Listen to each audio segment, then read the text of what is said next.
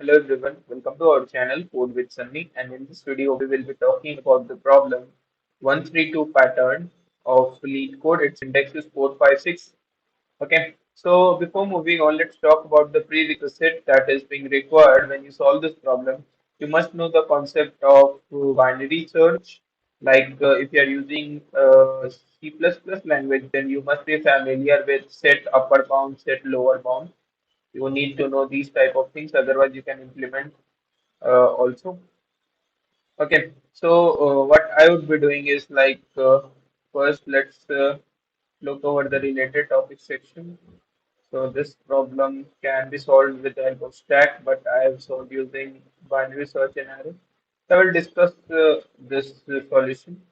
So given an array of any integers, nums, and 132 pattern is a subsequence of three integers, nums of I, nums of j, and nums of k, such that I less than j less than k, and nums of I is strictly less than nums of k, and is strictly less than nums of j. Note that nums of k must also be strictly less than nums of j. We need to return true if there is a 132 pattern in nums, otherwise return false. Okay, so we would be discussing all the examples over here first, then we would be approaching to the solution that I would be discussing right now. Okay, so let's discuss the example 1, 2, 3, 4. 1, okay, so let me kill the color. 1, 2, 3, 4. Okay, so a 132 pattern is nothing but a subsequence such that it would be satisfying this condition. Nums of I must be less than nums of k must be less than nums of j. Okay, so first you are going to choose three integers. Let's say you are going to choose this one, and this one. Let's call these three integers as A, B, C. Okay, so when you choose these three integers, they must be satisfying this condition. C must be less than B, must be less than A. Okay, note that the third integer which you have chosen must come in between, and the second integer that you have chosen must come in the rightmost side, and the first integer that you have chosen must come to the leftmost side. Okay, so if these three integers satisfy this condition, then you are going to see yes, we have this 132 pattern.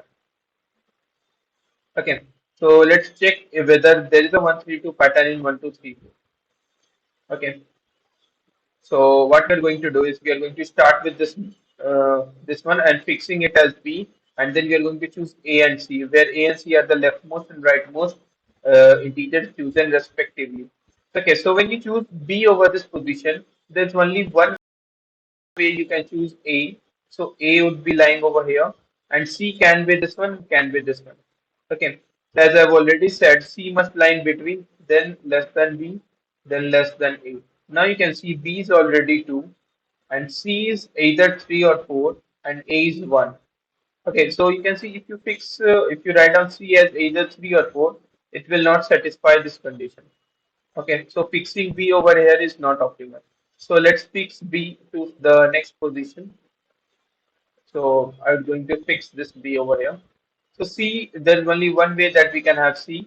So I will fix C over here and B over here and A over here. Now note that A can be this one or can be this one. Now you can see since 4 less than 3 is not satisfied, you are going to say no, this is also this is also not a 132 pattern. Okay, so in this entire array, there doesn't exist any 132 pattern. So we are going to output false. So let's check how the output is coming out as true in this case 3142. 3142. Okay, so let's say I'm going to fix B over here. Okay, so as I've already said, C must be less than B, must be greater than A. So B is already 1, must be less than C.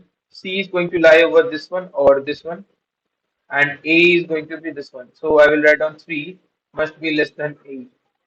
But note that this condition will never satisfy because 3 is already greater than 1. But in this condition, it says that 3 must be here. This 3 is less than 1, which is false. So 132 pattern is not it's not existing if B is over this position. So let's fix B to the some else position. So I will fix B over here. So 4 must be less than C must be less than, sorry, 4 must be greater than C must be greater than A. So A is having these two positions.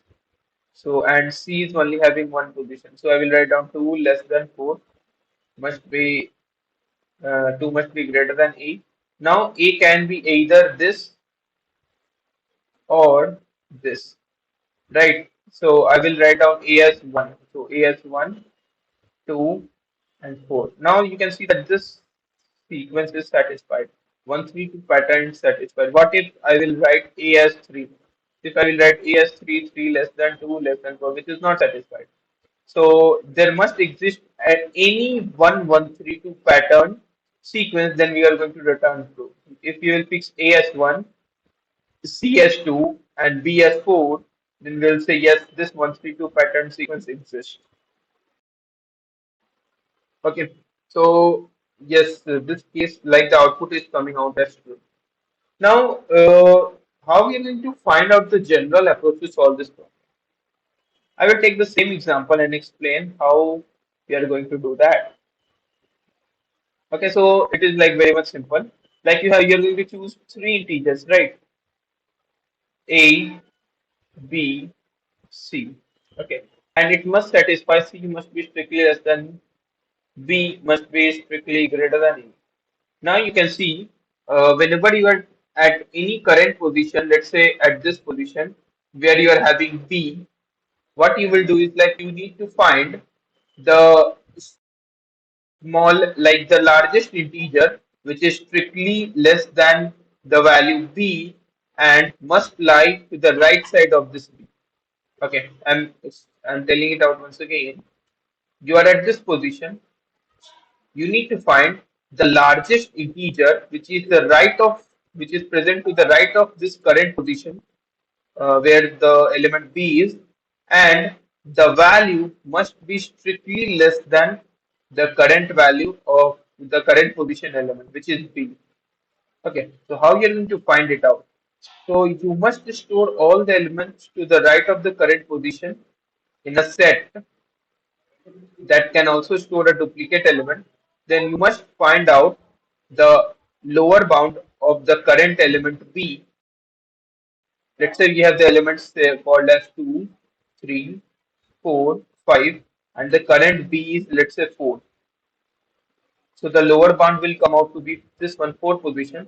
But you need to find the greatest element, which is strictly less than the value B, which is nothing but this element. So you will decrement one position back for the current iterator. Then you will get the greatest element, which is strictly less than the current element B, and which is present to the right side of the current position.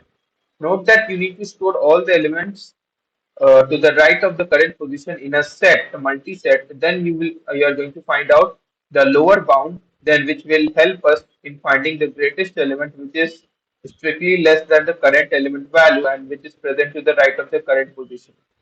Now, if you are able to get that element and C is going to be strictly less than B is satisfied, then you need to find the value of A. Like if there exists a A which is going to be strictly less than this C. Now you can see if to satisfy this condition, you need to find the minimum element which is present to the left of the current position. Let's say the current position is I, then you need to find out the minimum element which is present in the range 0 to I minus 1. If you are able to find out this minimum element and that satisfies E is strictly less than C is strictly less than B, then you are done. Then you have a 1, 3, 2 pattern in the array. So let's check it out how we can implement that efficiently. I have accepted code. So the time complexity would be O and log n, because every time you would be searching for the greatest element which is strictly less than the current element which is present to the right of the current position. So you will keep track of minimum element and you are going to store all the elements first in the multiset. And as soon as you get an element, you will decrease, like you will erase its entry from this multi-set, then you are always left with all those elements which are present to the right of the current position. So we will find out the lower bound of the current element.